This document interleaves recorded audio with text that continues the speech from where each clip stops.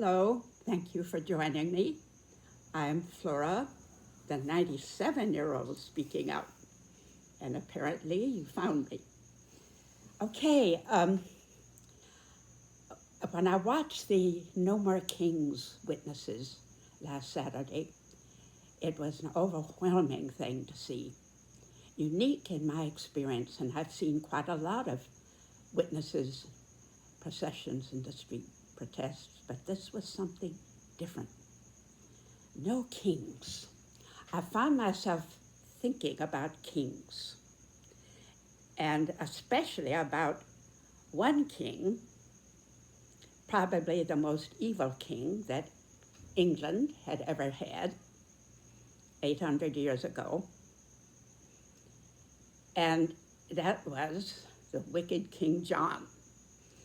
I wonder if some of you, or maybe many of you, were brought up as I was on the Winnie the Pooh, Christopher Robin books and poems by A.A. Milne, came out around the 1920s and 30s. They were some of my favorite literature, and still are, the books and the poems of the world, daily life, history, religion, nature seen through the eyes of a 6-year-old. Well, one of my favorite poems, apparently he's had an early history lesson, begins this way. King John was not a good man. He had his little ways, and sometimes no one spoke to him for days and days and days. King John was not a good man. The cards upon his shelf that wished him lots of Christmas cheer and greetings for the coming year were never from his near and dear, but only from himself. Interesting how that poem, the child is tuning in to the emotional isolation of a tyrant. No, King John was definitely not a good man. I looked up the details in his life just to be sure I remembered correctly. He loved power. He loved money. He loved women. The younger, the better. His first wife was 12 years old when he married her. He had total contempt for the law. He built castles so he could imprison people and extort more money.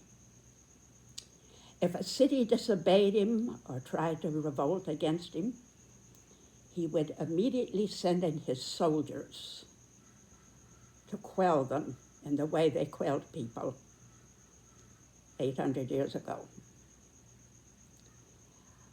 Does this sound familiar? To me it does. Finally, the earls, barons, and lords had had enough of him. They ganged upon him and forced him to sign the great Magna Carta, 1215. He was made to sign, and he hated every minute of it. This great chart, 3 copies still exist, had some radical ideas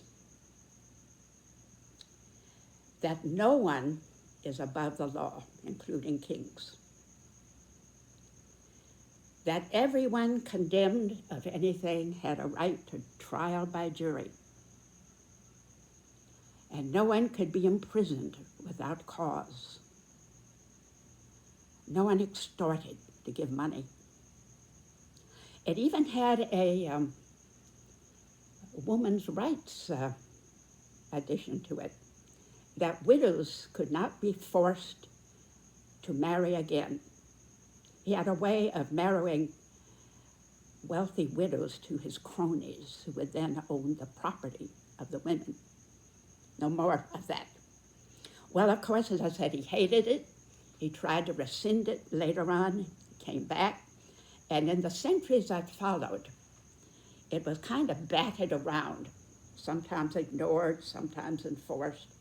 But the idea was unloosed in the world, perhaps for the first time, that common people could rise up and force a king or a tyrant to obey the law, the sign that he would. And once an idea is loosed in the world, it can't be unthought. It can't be caged again. It's out there and will never be completely forgotten.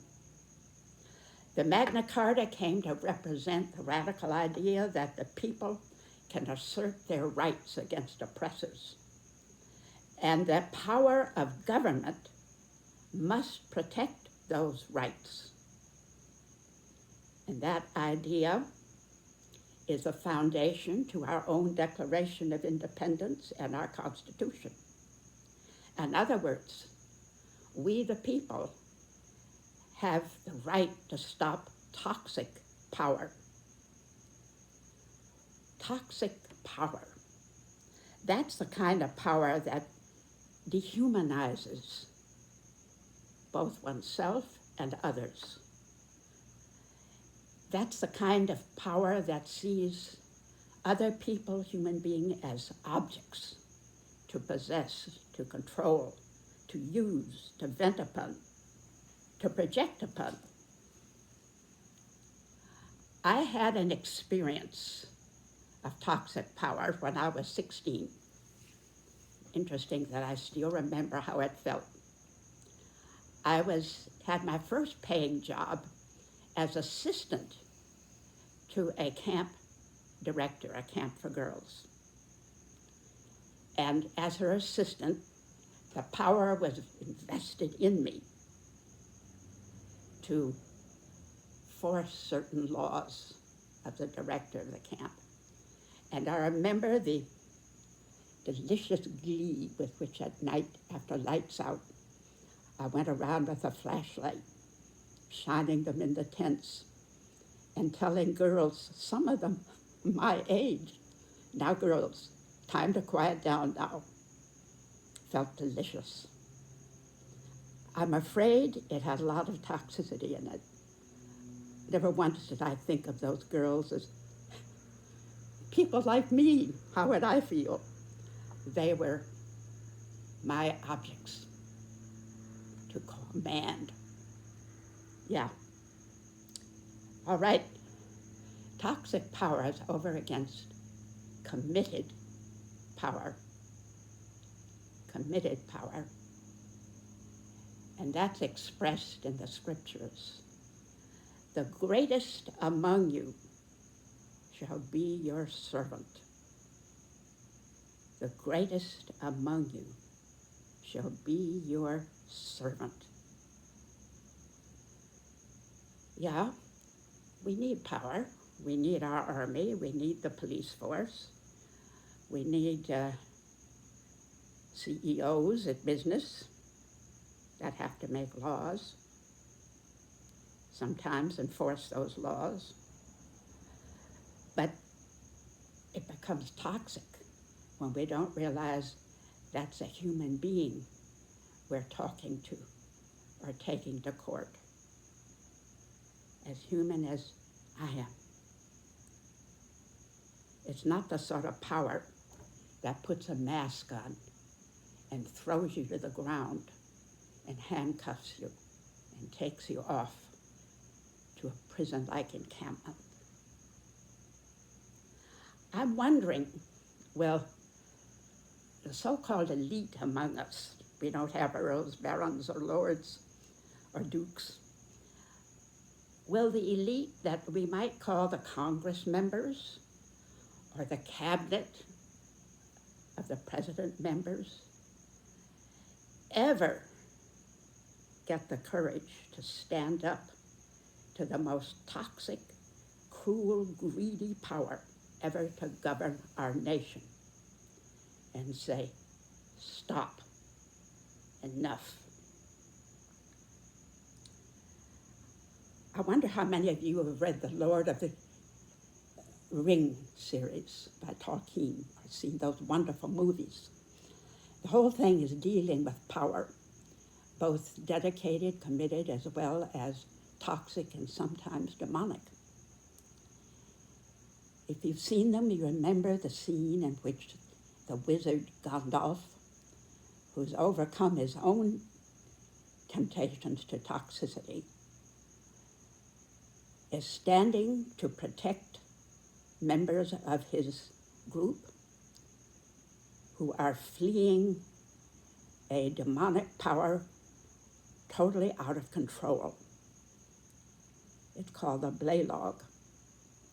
And Gandalf turned to face it fully, stood his ground, and roared, "You shall not pass." And it stopped.